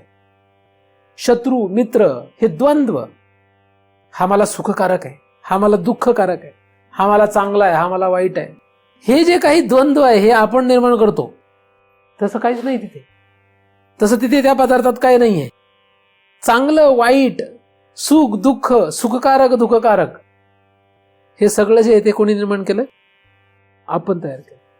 आता तुमच्या मनामध्ये काही माझ्याविषयी भाव आहेत, तुमच्या मनाने जे काही तुमच्या मनाने ठरवलेत, काय ठरवलेत त्याला कारण असतील काही, ते कारण पण तुम्हीच ठरवलेत. ते तुम्हीच ठरवलं की महाराज चांगले आहेत बरं का. आता काहीतरी कारणाने तुमच्या त्या कारणांमध्ये मी बसलो नाही तर महाराज काय होतील? संपलं महाराज. काय राहिलं महाराजाचं? म्हणजे महाराजाचं नातं सुद्धा कोणी ठरवलंय? आंधळ्या जीवानी. असला आपला द्वंद्व कारभार सुरू आहे. काय करणार आपण? म्हणजे आपल्याला या जीवाला, जीव हा जो जीव आहे, या जीवाला स्वतःला ज्ञान नाही असं त्यांनी समजलंय आणि त्याच्या पोटी त्याने भलत्याच ज्ञानामध्ये सत्यत्व मानलंय. सत्य काय सत्य मांडलं? हे बाकीचं सत्य नंतर मांडलं त्यांनी. आधी हे सत्य मांडलं की मलाच मी ओळखत नाही, हे दृढपणे सत्य मांडलं त्यांनी. आणि हेच आवरण आहे. मीच मला ओळखत नाही हे जेव्हा केव्हा आपण सत्यत्वाने दृढत्वाने म्हणलो, त्यानंतर हा संसार सुरू आहे. आणि त्याच्यानंतर जे काही नाते, जे काही पदार्थ आपण मानतो, हे सगळे सत्यत्वाने मानतो. हा पदार्थ माझ्या हातात जो आहे, हा काय? हा काय आहे पदार्थ? हा पदार्थ फूल आहे. असं जर तुम्ही जाऊन अमेरिकेतल्या एखाद्या माणसाला म्हणला हा फूल आहे, तर तो काय म्हणेल? You are fool. आपण म्हणेल वा मी फुल आहे, काय चांगलं आहे. त्याला म्हणायचं होतं तू मूर्ख आहेस. आपल्याला म्हणायचं होतं, आपण म्हटलो मी फुल आहे, मी फुलासारखा आहे. म्हणजे अमेरिकेतल्या माणसाचे आपण पाय धू, कारण त्याने आपल्याला फुलासारखं म्हटलं. आणि जेव्हा कळेल फुल म्हणजे मूर्ख आणि तो आपल्याला मूर्ख समजतो, त्यावेळी त्याला दोन समजण्याचा गोंधळ आहे. समजण्याचा गोंधळ नाही, व्यवहार मात्र आहे ते. एखाद्याने याला फुल म्हटलं काय आणि फ्लॉवर म्हटलं काय, तर काय फरक पडतो? याला फुल म्हणा नाही तर फ्लॉवर म्हणा. फ्लॉवर काय आणि फुल काय याने काही फरक पडत नाही. हा पदार्थ आहे एवढंच कळावं. हे जरा अवघड आहे. फक्त कळावं इदम, त्याला काय म्हणतात? इदम. हे इदमच्या पुढे काही जोडलं की झालं वाटून. फक्त म्हणावं हे काहीतरी आहे. आता काय आहे? लोक याला फुल मानतात, मला माहित नाही काय. लोक याला फुल मानतात. व्यवहारासाठी याला फुल हे नाव आहे, पण हे काहीतरी आहे. खरं काय हे भगवंतालाच माहिती आहे. असं तरी म्हणावं. फुल हा पदार्थ फुलच आहे असा हट्ट धरणाऱ्यांसाठी. आणि ह्याच्यावर भांडणं होतं. त्याच्या पुढे काय होतं? समजा एखादा फारच हट्टी असला आणि अमेरिकेतला मनुष्य म्हणला हे फुल नाहीये, आणि हा जर हट्टी असेल तर हा म्हणेल हे फुलच आहे, तर दोघात भांडणं होतील का नाही? त्याचं म्हणणं काय आहे? हा फ्लॉवर आहे. ह्याचं म्हणणं काय आहे? आणि दोघांनी ऐकलंच नाही तर काय होईल? अशीच भांडणं जगात होतात. लोक म्हणतात अल्लाह आहे, आपण काय म्हणतो? ईश्वर आहे. आणि हे म्हणतात जीजस आहेत. आणि मग सुरू झाली भांडणं. भांडणं का सुरू झाली? भांडणं सुरू व्हायचं कारण काय? भांडणं सुरू व्हायला कारण काय? त्याचे समज आहेत ते. आणि हे सगळे कुठून सुरू झालेत? अज्ञानी जीवापासून सुरू झालेत. मुळात हे जगत आहे असं जगाचं म्हणणं आहे. आणि साधू संत काय म्हणतात? जगत नाही आहे. पण तरी सुद्धा साधू संतांचं जगाचं काही भांडण होत नाही, हे बरं आहे. पण हे बघा, साधू संत म्हणतात हे जगत नाही, जगतातले सगळे अज्ञानी जीव म्हणतात हे जगत आहे. पण साधू संतांचं त्यांचं भांडण होत नाही. त्याला साधू संत काय आहेत? स्थिर आणि शांत आहेत म्हणून. पण जगतामध्ये याला जे जगत समजतात ते तरी याला नीट जगत तरी समजू द्या. ते सुद्धा त्याला नीट जगत समजत नाही. त्याला काहीतरी आपापल्या बुद्धीने समजतात काही. आणि म्हणून वादविवाद सुरू. चांगलं वाईट, हितकारक अहितकारक, याच्यामुळे वाटोळं सुरू आहे. हा पदार्थ हितकारक आहे, हा पदार्थ अहितकारक आहे. पण हितकारक आहे का नाही, का अहितकारक आहे हे कळण्यासाठी मूळ अज्ञान गेल्याशिवाय कळत नाही. कुठला पदार्थ भला, कुठला पदार्थ भला नाही, हे कधी कळेल? मूळ अज्ञान गेल्यानंतर. नाही तर जगात सांगू शकत नाही की हा पदार्थ चांगला आहे का वाईट, हे चांगलं का वाईट, हे खरं का खोटं, हे शुभ का हे अशुभ, हे पवित्र का हे अपवित्र, हे पापकारक का हे पुण्यकारक, हे कधी कळेल? मूळ अज्ञान गेलं तरच कळेल. म्हणून जगातला कुठला पदार्थ चांगला आहे वाईट आहे, कुठला पापकारक आहे पुण्यकारक आहे, कुठला अशुभ आहे कुठला शुभ आहे, हे साधू संतांनाच माहीत असतं. साधू संतांनाच कळतं की काय चांगलं आणि काय वाईट आहे, काय पापकारक आहे काय पुण्यकारक आहे. शास्त्राला फक्त कळतं काय चांगलं आणि काय वाईट आहे. म्हणून शास्त्र म्हणेल ते सांडावे. त्यांनी म्हटलं सांडा की सांडून टाका. आणि जे घेऊ ते न म्हणावे विषयी विरुद्ध. आणि घे म्हटलं तर विषयाला सुद्धा नाही म्हणू नये, का त्यांना त्याची ओळख असते म्हणून. तर अशा रीतीने आपण जे संसारामध्ये अडकलेलो आहोत, या संसारामध्ये आपण का गुरफटलोय याला कारण हा संसार खरा नसून मूळ कारण आहे अविद्या. मूळ अविद्येमुळे आपण नाते, पदार्थ यांच्याशी संबंध ठेवणे. मूळ अविद्येला घालवण्याचा प्रयत्न केला तर यांच्याशी राहणारच नाही काही संबंध. मग आई आई राहणार नाही, बाप बाप राहणार नाही. आई राहणार नाही का? बाप राहणार नाही का? संपत्ती राहणार नाही का? राहतील का नाही राहतील त्यांच्या गतीवर आहे. आपलं काय तसं? आपला काही संबंध आहे? आपला काही संबंध आहे का संपत्तीशी सुद्धा? संपत्ती राहील का नाही राहील आमचा प्रयत्न आहे, आम्ही टिकून ठेवतो. क्षेम करण्याचा प्रयत्न आहे आमचा. संपत्तीला सुद्धा काय गती आहे. जगातला प्रत्येक पदार्थ शरीरासह आपल्या गतिमान आहे. हे जर लक्षात आलं तर हे लक्षात येत नाही. हे लक्षात का येत नाही? कारण अविद्येवर आपण लक्ष देत नाही म्हणून. हे ऐकतो आपण तरी धन संचयाच्या पाठीमागे लागतो, धन टिकवण्याच्या पाठीमागे लागतो, नाते गोते टिकवण्याच्या पाठीमागे लागतो. जर आपल्याला लोकांनी विचारलं नाही तर महाराजांचं काय, त्यांना काय, ते फुटपाथवर गेले तरी त्यांना काही हरकत नाही. पण आपल्याला मात्र टिकवलं पाहिजे असं वाटतं ना.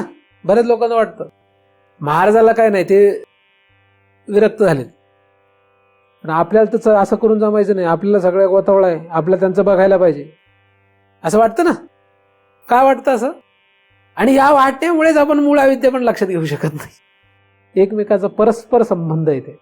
मूळ अविद्या लक्षात आली की यांच्याशी संबंध राहणार नाही, आणि यांच्याशी संबंध ठेवला की मूळ अविद्या कळणार नाही. मग काय करायचं तुम्ही बघा. आपल्याला कोण खांदा देईल याची चिंता करू नका. किड्या मुंग्याने खाल्लं तरी काही अडचण नाही. तुमचा जरी पिंडदान कोणी नाही केलं तरी तुम्ही नरकाला जाणार नाही. आलं लक्षात? कारण काही लोकांना काळजी असते व्यवस्थित आपल्या त्याच्या मेल्यानंतरचे जे काही पिंडदान, अजून कुठलं दान आहे ते सगळं व्यवस्थित झालं तरच आपली गती नीट होईल. ज्याने आयुष्यभर फार पाप केली आहेत त्याला काय पिंडदान दिलं आणि काय दिलं? तो स्वर्गाला थोडी जाणार आहे, तो नरकालाच जाणार आहे. त्यामुळे त्याच्यावर काही खेळ नसतो.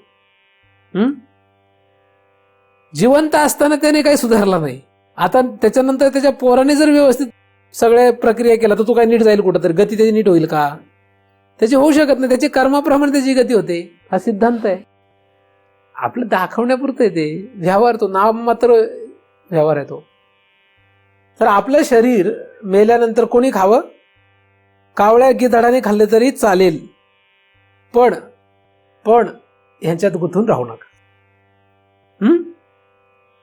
हे आपल्याला हानिकारक आहे. प्रभू रामचंद्र विश्वामित्र आणि वसिष्ठ मुनीला म्हणतात की मला सगळ्यात जे हानिकारक आहेत ते कोण आहेत?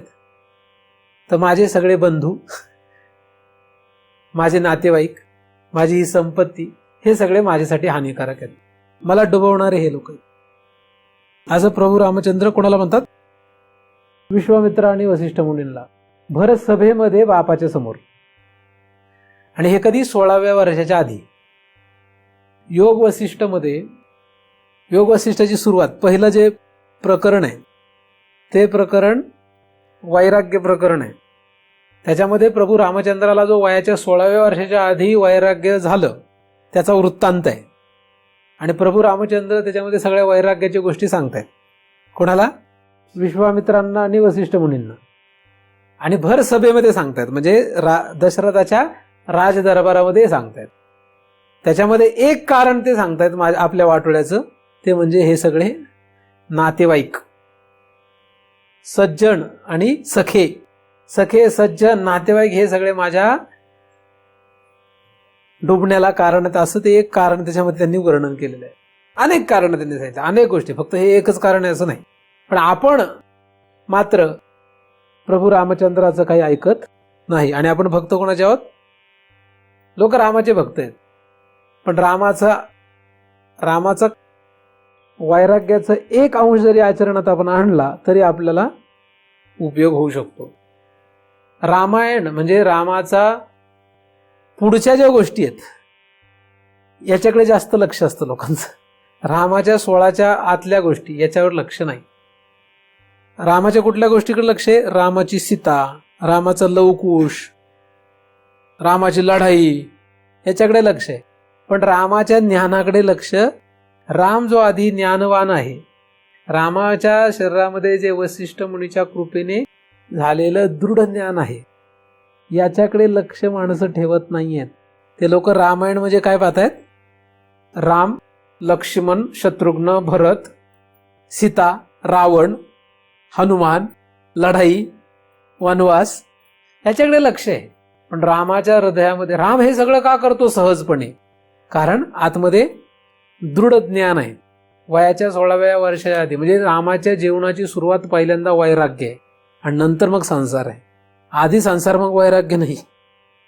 रामाचा संसार कसा आहे? आधी वैराग्य मग संसार आहे. आपलं कसं आहे? आधी संसार आहे, नंतर संसारच आहे. कुठपर्यंत? चितेवर जाईपर्यंत संसार आहे. कारण आपल्याला चितेवर नेण्याची सुद्धा काळजी आहे. कारण की याच्या 10व्याला 1000 लोक आले होते, आपल्या 10व्याला कमी पडू नयेत अशी काळजी लोकांना राहते. काय तुम्हाला नाही विचारलं कोणी तर काय फरक पडेल? काय फरक पडेल का? काळजी करू नका. जर तुम्हाला यांची काळजी असेल तर तुम्हाला भगवत प्राप्ती होऊ शकत नाही. जीवावर यायचं असेल तर सगळ्यात पहिल्यांदा हे सगळं सोडा. कुठून सोडा? जीवापासून सोडा. काही घेणं देणं नाही कोणाचे. तिरस्कार आहे का? द्वेष आहे का? द्वेष तिरस्कार कोणाशी नाही आपला. द्वेष तिरस्कार ही आपल्याला हानिकारक आहे. जी आसुरी संपत्ती आहे ती मी तुम्हाला धरून ठेवायला सांगत नाही. मी तुम्हाला फक्त सांगतोय खरं काय आहे ते लक्षात घ्या.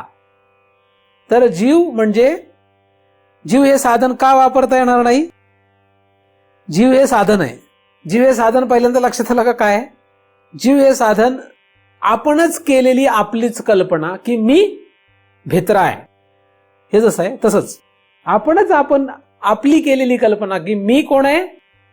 मी अज्ञानी आहे, मीच मला ओळखत नाही, मला माहित नाही मी गुण आहे, असं समजणं हेच आपलं खरं स्वरूप.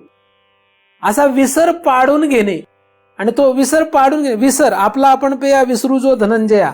पण आपला आपण पेया विसरू जो धनंजया हे कसं आहे? खरं आहे का खोटं आहे? कल्पित आहे. हा विसर कसा आहे? कल्पना मात्र आहे. आपण कल्पलाय तो. त्याची कल्पना का केली?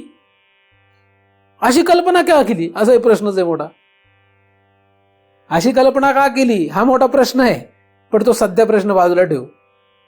पण आपण केली, झालंय असं की आपणच आपल्याला ओळखत नाही असं समजल्यामुळे आपल्याला मूळ अज्ञान तयार झालं आणि त्या समजेमुळे आपल्या स्वरूपावर आवरण घातलं. त्या आवरण शक्तीमुळे पुढे काय केलं? विक्षेप तयार केला. विक्षेप तयार होऊन पुढे आपल्याला अंतःकरण, मनबुद्धी, ज्ञानेंद्रिये, कर्मेंद्रिये, प्राण, स्थूल शरीर, नातेगोते हे सगळं निर्माण झालं. हा विक्षेप आहे. हा सगळा विक्षेप आहे पूर्ण. अविद्येच्या आवरणाच्या मधून पुढे हा विक्षेप तयार झाला आणि मग या विक्षेपामध्ये नको ते करणं हा मल आहे. नको ते करणं आहे तसंच करणं विक्षेप आणि त्याच्यामध्येही अजून काहीतरी उलाढाल्या करणं म्हणजे मल. म्हणजे एखाद्याला डोळ्याने पृथ्वी तलावरच्या सुंदर दृश्य दिसतात, सुंदर स्त्रिया दिसतात. आता स्वर्गामधली अप्सरा दिसावी, उर्वशी दिसावी म्हणून इथे यज्ञयाग करतो. हा त्याचा काय? मल आहे. हा त्याच्यामधला काय? मल. म्हणून तो ते करतोय. म्हणजे त्याचा यज्ञ सुद्धा मल निर्माण करतोय. आता कर्मधर्म संयोगाने तो ह्या भूतलावर जन्माला आलाय. इथलं सगळं मनोहर दृश्य, मनोहर ठिकाणी तो राहतोय. पण मला स्वर्गात कुठेतरी राहायला जागा मिळेल म्हणून इथे यज्ञ करतोय. हा काय? मलच आहे. तर अशा रीतीने विक्षेपातच पुढे मल तयार होतो. तर आवरण अंश जो आहे हा आवरण अंश म्हणजे खरी अविद्या आहे. खरी अविद्या आहे आवरण. पुढचं जे आहे हे सगळं नाही, मुळात आवरणच बांधलेलं आहे. पुढचं जे आलेलं आहे त्याच्यामध्येच आपण अडकलोय. त्यामुळे आवरण अंशाची आपल्याला काही घेणं देणं राहील. पण आपणच आपल्याला ओळखत नाही म्हणजे आपणच आपल्याला प्रकाशन करू शकत नाही असा आपला जर समज असेल तर त्या आपण चितीला कसं पाहता येईल? आपणच आपल्याला ओळखत नाही म्हणजे आपणच आपल्याला प्रकाशन करू शकत नाही असा त्याचा अर्थ झाला. आपणच मीच मला ओळखत नाही म्हणजे मीच मला प्रकाशन करू शकत नाही म्हणजेच मी चितीला प्रकाशन करू शकत नाही. हे सहज आहे. हे एकदम समजण्यासारखंच आहे. म्हणजे कुठलाही अज्ञानी चितीला प्रकाशन करू शकत नाही आणि त्या अज्ञानापासून निर्माण झालेलाही कोणी चितीला प्रकाशन करू शकत. कुठलाही भित्रा वाघाला मारू शकत नाही, आणि कुठल्याही भित्र्याची संतती त्या वाघाला मारू शकत नाही. नाहीतर ससा वाघाला मारेल का? नाही. आणि सशाची पिलं तरी वाघाला मारतील का? नाही. नाही का? सिंह वाघाला मारेल, आणि सिंहाचं छोटं पिल्लू सुद्धा वाघावर गुरगुरेल का नाही गुरगुरायचं? आपोआप. हे लक्षात घेण्यासारखं आहे. त्याचप्रमाणे अविद्या ही कधीही, म्हणजे जीव हा कधीही चितीला प्रकाशन करू शकत नाही. म्हणून त्या जीवाचे सगळं जे काही पुढचं संतन आहेत ही सगळी कधीही चितीला प्रकाशन करू शकत नाही. म्हणून इथपर्यंत स्थूल, सूक्ष्म आणि कारण या कुठल्याही पदार्थाने आपल्याला चितीला प्रकाशन करता येणार नाही. म्हणजे ही सगळी साधनं आतापर्यंत वाया गेलेली आहेत. म्हणजे आपण जिथपर्यंत स्वतःला मी अज्ञानी आहे असं समजणार, म्हणजे जिथपर्यंत आपला अज्ञानाचा आवरण अंश शिल्लक राहणार तिथपर्यंत चिती कधीही प्रकाशित होऊ शकत नाही. जिथपर्यंत चिती प्रकाशित होत नाही, कुठपर्यंत? जिथपर्यंत आपण आपल्याला स्वतःला अज्ञानी समजत आहोत. म्हणजे जिथपर्यंत आपला हा भ्रम जात नाही तिथपर्यंत चितीचं प्रकाशनाचा प्रश्नच नाही. म्हणजे यांनी तर प्रकाशन करण्याचा प्रश्न नाही, आणि चिती प्रकाशमान आहे, स्वयंप्रकाशित आहे हे कळण्याचाही प्रश्न नाही. आधी काय कळावं? आधी कोण त्याला प्रकाशन करू शकत नाही हे कळावं, आणि मग ती स्वयंप्रकाशित आहे का नाही हे पण कळेल. कारण इथे जरी स्वयंप्रकाशित असं लिहिलेलं असलं सुरुवातीला, तरी स्वतःचं स्वयंप्रकाशत्व कळण्यासाठी आधी कोण तिला प्रकाशन करू शकत नाही हे लक्षात घ्यावं. मग हे प्रकाशन करू शकत नाही म्हटल्यानंतर त्यांचा आश्रय घेण्याचं काही कारण नाही. ज्याला चितीशी घेणं देणं आहे तो चिती ज्याला कळू शकत नाही त्यांच्या आश्रयाला राहणार नाही. ज्याला चितीशी घेणं देणं आहे, ज्याला चितीशी घेणं देणं नाही तो त्याला ज्याच्याशी घेणं देणं असेल त्याच्या आश्रयाला जाईल. म्हणजे जसं विषय जर भोगायचे असतील, विषय भोगण्यामध्ये जर रस असेल तर तो इंद्रियांच्या अधीन राहील. साधं गणित आहे ते. ज्याला विषय भोगायचे तो इंद्रियाच्या अधीन राहील. ज्याला चिती पाहिजे तो जीवाच्या सुद्धा अधीन राहणार नाही. इंद्रियांच्या अधीन राहण्याचा प्रश्न कुठे येतो? मनाच्या, बुद्धीच्या अधीन राहण्याचा कुठे प्रश्न येतो? ज्याला चितीशी घेणं देणं आहे, ज्याला चितीशी घेणं देणं आहे तो यांच्या कोणाशाही अधीन राहत नाही. अधीन राहत नाही. अधीन राहणं म्हणजे त्यांच्या प्रमाणे जगत नाही, त्यांच्याप्रमाणे तो जगणार नाही. हा जर बायकोच्या म्हणण्याप्रमाणे जगतो तर ह्याला कोणाशी घेणं देणं आहे? चितीशी नाही. हा संपत्तीप्रमाणे जगतो तर ह्याला कोणाशी घेणं देणं आहे? चितीशी. हा शरीराप्रमाणे जगतो म्हणजे ह्याला चितीशी घेणं देणं आहे. तुम्ही कोणाप्रमाणे जगता हे तुमचं तुम्ही ठरवा. आपण कोणाप्रमाणे जगतो हे कोणी ठरवावं? आपला पण ठरवायचं. आपल्याला जर चित्तीशी घेणं देणं आहे तर यांच्या कोणाच्याही प्रमाणे जगायचं नाही. यांच्या अधीन होऊ नका. कमीत कमी प्रमाणे जगणं वगैरे जाऊ द्या, त्यांच्या अधीन होऊ नका. आपण त्यांच्या अधीन आहोत का हा आपल्याला प्रश्न विचारा.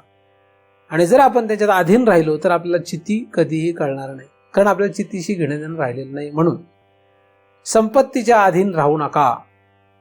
संपत्तीच्या अधीन राहिले म्हणजे संपत्ती एक उदाहरण सांगतोय, अशा कोणाच्याच अधीन राहू नका जेणेकरून आपल्याला चित्तीशी घेणं देणं राहणार नाही. आणि जो चित्तीशी घेणं देणं ठेवतो त्याला जगात बाकी कोणाशीही घेणं देणं नाही. कोण काय म्हणेल याच्याशीही त्याला काही घेणं देणं नाही. कोणी निंदा, कोणी वंदा. आमचा चिती प्राप्तीचा धंदा म्हणजे स्वहिताचा धंदा. आम्ही स्वहिताकडे चाललेलो असल्यामुळे आम्हाला कोणी जवळ करतंय का जवळ करत नाही, चोर म्हणून गांजीला का ईश्वर बुद्धी पूजेला आपल्याला काही घेणं देणं नाही. आपण त्याच्याशी कोणाशी काही संगच ठेवत नाही, आपला काही संबंधच नाही, हे की नाही. देह जावो अथवा राहू म्हणजे देह गेला काय न गेला काय याची सुद्धा आम्हाला घेणं देणं नाही. म्हणजे कशाशीच घेणं देणं नाही. घेणं देणं फक्त कशाशी आहे? आमचा पांडुरंगी भाव. आपला चित्तीशी संबंध आहे. चित्ती म्हणजे पांडुरंग. आपला पांडुरंगाशी संबंध आहे, चित्तीशी संबंध आपल्याला ठेवायचा आहे. त्याच्याशी घेणं देणं ठेवायचं असेल तर ह्यांच्याशी संघ संपवायला पाहिजे. ह्यांच्याशी कमीत कमी सुरुवातीला अधीनता. संघ असं काही संपत नसतो. शरीराचा जिथपर्यंत संघ आहे तिथपर्यंत राहणारच आहे, पण अधीन राहू नये. त्याच्या अधीन न राहण्यासाठी अंगात एक बळ लागतं, एक धैर्य लागतं. हे बळ तुम्हाला कुठल्या ना कुठल्या उपायाने प्राप्त हो, जेणेकरून तुम्हाला फक्त चित्तीशीच घेणं देणं राहावं. आणि चित्तीशीच घेणं देणं ठेवण्यासाठी इकडे कशाशीही घेणं देणं न राहो अशी त्या चितीच्या चरणी प्रार्थना करतो. त्याच चितीच्या कृपेने निर्माण झालेलं हे चिंतन त्या चितीच्या चरणी अर्पण करून येथेच पूर्ण विराम देतो. पुंडलीक वरदा हरी विठ्ठल श्री ज्ञानदेव तुकाराम. पंढरीनाथ भगवान की जय. माऊली ज्ञानेश्वर महाराज की जय. जगद्गुरु तुकाराम महाराज की जय. सद्गुरुनाथ भगवान की जय.